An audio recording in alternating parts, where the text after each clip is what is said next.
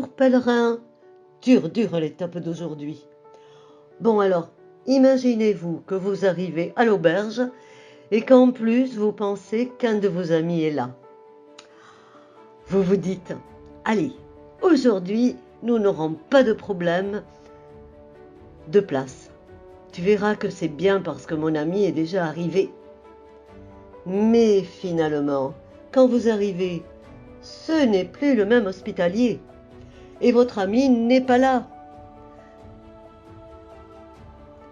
L'hospitalier qui est là maintenant vous dit « c'est complet et en plus tu n'es pas pèlerin, donc passe ton chemin et va à l'auberge suivante. » Quoi? Comment vous réagissez devant un tel changement de plan? Alors, saint François d'Assise nous raconte quelque chose d'assez similaire lorsqu'il a fait le chemin de Saint-Jacques. Alors qu'il était sur le point d'arriver au couvent, un frère de son ordre, frère Léon, lui dit « Dis-moi ce qu'est la joie parfaite. » Il lui dit alors précisément ceci. « Imagine-toi que nous allons au couvent et que le frère portier, en nous ouvrant la porte, nous refoule et nous dise « Allez à l'auberge, car ici on ne vous donnera ni repas ni refuge. » Alors, si nous subissons cela avec patience, dans la joie et l'amour, eh bien, c'est ça la véritable joie. Difficile. Difficile. Et pourquoi est-ce que je dis ceci?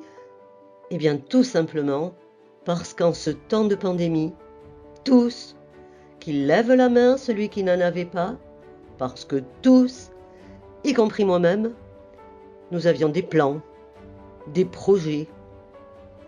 Nous avions prévu de faire le pèlerinage à Saint-Jacques et nous sommes restés là, avec le ticket de voyage à la main.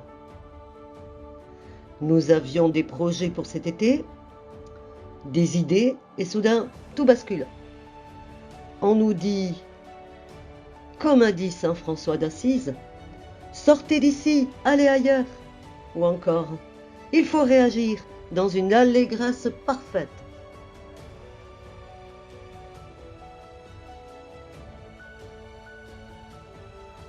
Bon, figurez-vous qu'il y a un texte dans la Bible, dans le livre de Tobie, qui parle de son père, de Tobit.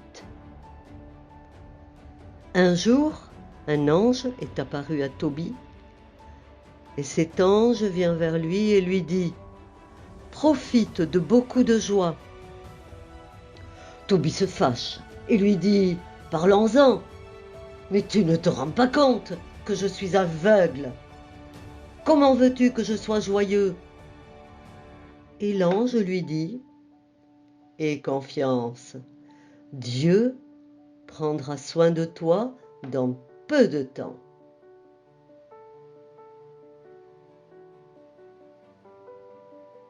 Bon, ici se trouvent les fondations. Ici se trouve la base de la véritable allégresse, dans la confiance. Et comme dit saint Paul, je sais en qui avoir confiance. Et ceci, pour le chemin, on apprend très bien, parce que, voyons voir, nous n'allons pas nier l'évidence. Sur le chemin, il y a de la souffrance, de la douleur, et les ampoules sont là. On vous fait mal aux épaules et à tout le corps. Les punaises peuvent vous piquer. Il peut tout vous arriver.